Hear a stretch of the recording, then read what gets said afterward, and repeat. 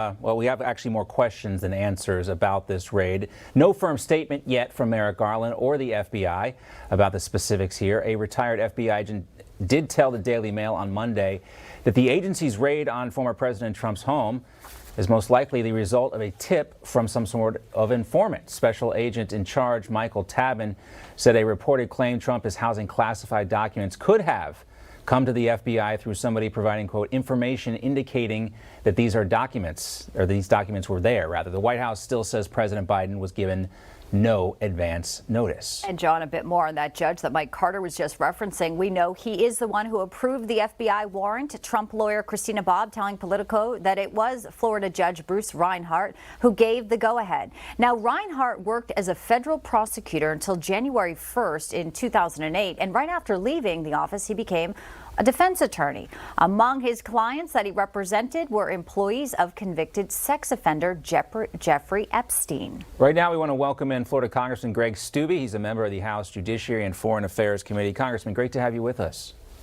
Yeah, thanks for having me. All right, so this raid was already drawing scrutiny, but now we know who signed off on this. Judge Bruce Reinhart, a guy that I interviewed several years ago about Lois Lerner and the IRS scandal targeting conservatives. But now that we know about this judge, what are you gleaning from this in terms of what they had to substantiate this type of raid on the president and why a judge would sign off on it? Well, it's certainly not surprising that this was a Democratic judge, a supporter of Obama and supporter of Democrats that signed off on it. We have entered a totalitarian regime in the Biden administration that is set on declaring war on conservatives, and there's no check and balance for the administration because you have a Democratic House and a Democratic Senate that's just going to let this type of activity happen without no information. Congress doesn't even have information. What I read this morning was Trump's own lawyers hadn't even seen the affidavit because the DOJ had sealed it. So they don't even know the basis of this. There was another article this morning from a former federal prosecutor that stated you have to use least obtrusive means. You can't just do a raid to get documents. They didn't subpoena these documents before after they asked for them. So this may not even be a legal search of Trump's residence. So it'll be great to see his lawyer team go after that and sue the DOJ if that in fact is true. Yeah, a lot of pressure to get to the bottom of this. In fact, Senator Chuck Grassley, you may have heard, Congressman, says he spoke with FBI Director Christopher Wray about this raid.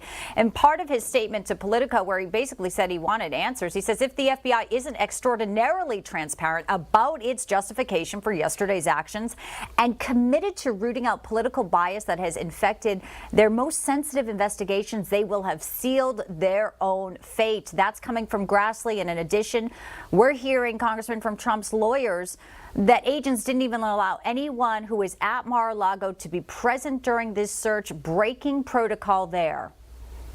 Of course, and any warrant has to have like a scope of that warrant. They can't just come in and take whatever they want. They can't search for whatever documents they want to search that are unrelated to the probe or unrelated to the warrant. Again, we don't have any of this information, and Grassley is right.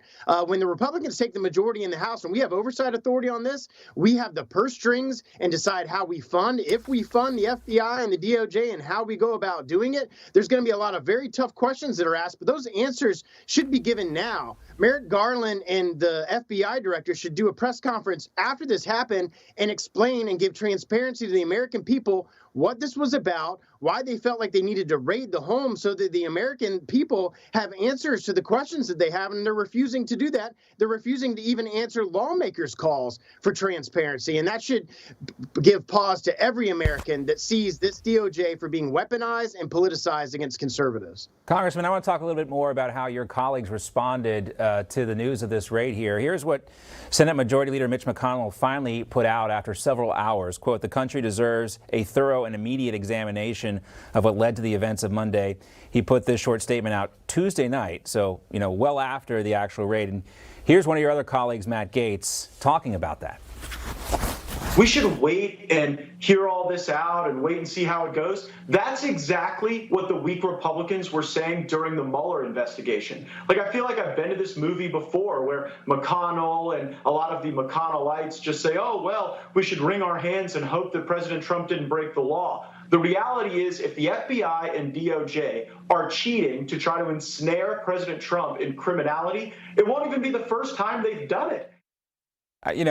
What is your reaction to the way McConnell responded to this? And it does seem to be some muted support, if you want to call it that, from Republicans in the Senate for President Trump. Well, Gaetz is absolutely right. And Republicans in the House, myself, Jim Jordan, and Gaetz, that sit on the Judiciary Committee, have been calling for that transparency now, not waiting until we get the gavels to do oversight, but now. The American people deserve to know what's going on. And I think people that were on the fence as it related to Trump and moderate and independent individuals are now rallying behind the president because they see this for what it is. This is a political attack, not only on a former president, but on the #1 contender to take on Joe Biden in 2 years as the president of the United States. Congressman, we do want to get your reaction to another topic, which does pertain to Trump supporters and also House Speaker Nancy Pelosi. So she's extending remote voting for House members until September 26, citing the COVID-19 health emergency being still in effect.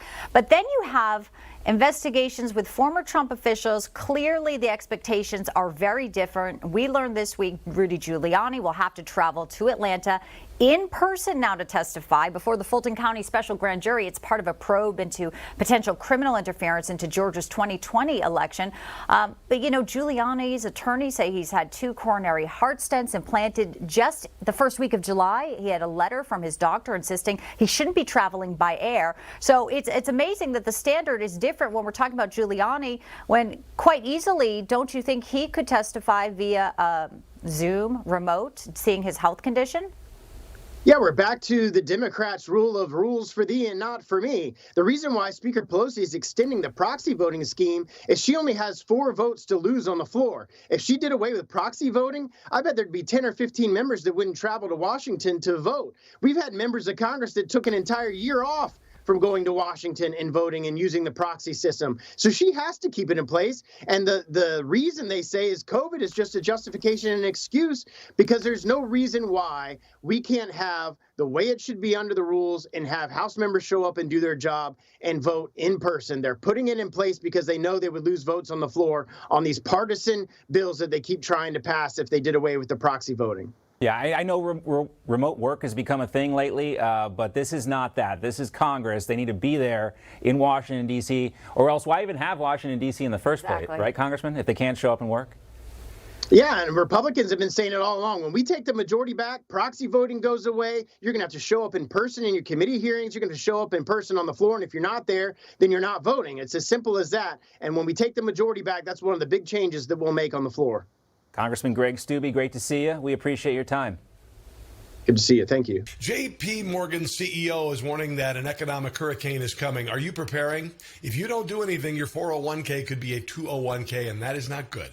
So call our trusted friends at Lear Capital. For 25 years, Lear has helped investors own gold to protect against market chaos. It's a good thing. They can help you too. Get your information and up to $15,000 in bonus IRA gold. Just call this number, 800-880-4300. That's 800-880-4300.